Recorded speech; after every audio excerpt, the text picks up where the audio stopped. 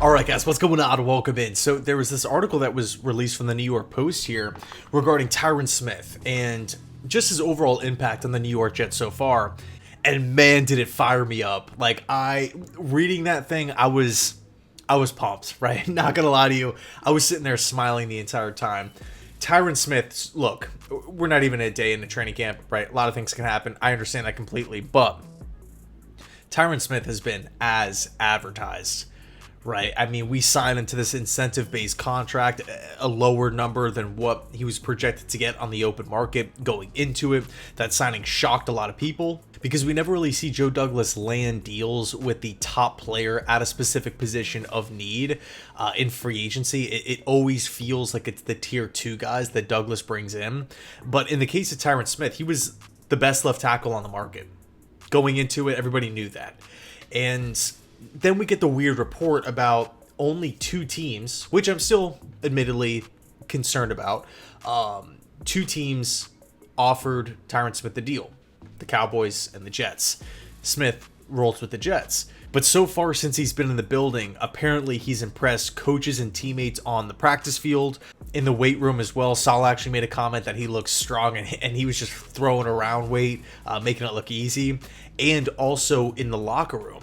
One of the big things as well with Tyron Smith, or really with drafting Olu Fashanu, was to pair him with Tyron Smith, right? That connection, that potential bond between former All-Pro elite left tackle and a highly talented rookie coming out of Penn State who excels in pass blocking, but might need a little bit of time on the bench and a little bit of mentorship. I felt like this was before the draft. I felt like it was such a perfect fit because you have Tyron Smith for the short term. He does miss time, right? Unfortunately, Tyron Smith has been beat up with injuries. He's dealt with numerous bigger injuries. So you got your guy, you got your former All-Pro in the short term, you got Olu in the long term, but better yet, Tyron Smith is a fantastic teammate. He's a fantastic teacher, great in the locker. Everybody knew Tyron Smith was going to make an impact as a leader in this Jets locker room. And frankly, I felt like looking at last season, how 2023 went with Hackett, Saleh, everybody like nobody's taking accountability whatsoever. We needed more leaders. The New York Jets needed more leaders, and Tyron Smith is exactly that. But he's taking Olu Fashanu under his wing. He's showing him the ropes.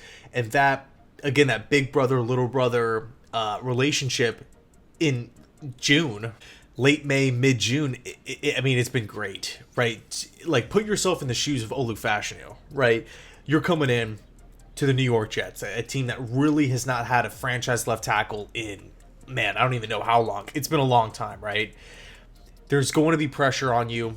You obviously got to perform, but you're coming in with a great skill set. You're coming in with size, athleticism, good tape. Lots of people have high expectations, and all of a sudden, the team that you're going to in the New York Jets has, again, an all-pro, great guy, great teammate, great leader, somebody who excels in the position that Olu is going to be playing, and he's going to be teaching you and pouring all of his information that he knows that he's absorbed through playing the NFL game into you. He's going to be teaching you all of that, so you don't have to play right away, and you have a great leader showing you the ropes.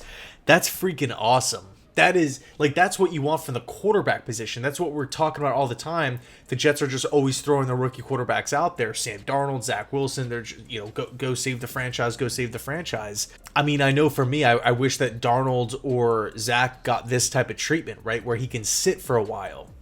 He can learn from, a great player. I am absolutely thrilled with the depth of this offensive line. I mean, we got AVT coming back from injury. Joe Tippmann, I'm expecting to take a massive leap in year 2. I'm going to do a whole separate video on that, which I'm really excited about. Trading for Morgan Moses, signing John Simpson, bringing in Laval from the UFL, standout, one of the best pass blocking interior offensive linemen, somebody who can play guard or center. Man, I'm freaking pumped up. I think if anything, we could probably use maybe just one more interior offensive lineman. Connor McGovern, bring him back on a 1-year, $1.1 million deal, just like we did last year. I could definitely see something like that happening. But I mean, man, it's night and day compared to this point last year. Night and day. I feel so much better about the offensive line, the current state of the O-line now than I did a year ago, 2 years ago, 3 years ago, 4 years. It's been forever. So we're finally in a good place from a talent perspective, from a health perspective, from a depth perspective. And look, of course, we haven't even hit training camp yet. So there is a chance that somebody goes down or something, which we have to be prepared for. But again, I think just going into a year, I'm thrilled. I love the state of this Jets offensive line. Let me know your thoughts down below in the comment section on how you kind of look at this whole Tyron Smith, Olu Fashanu dynamic, where you think the Jets maybe need some more help on the O-line, if at all. And yeah, thanks so much, and as always, go Jets.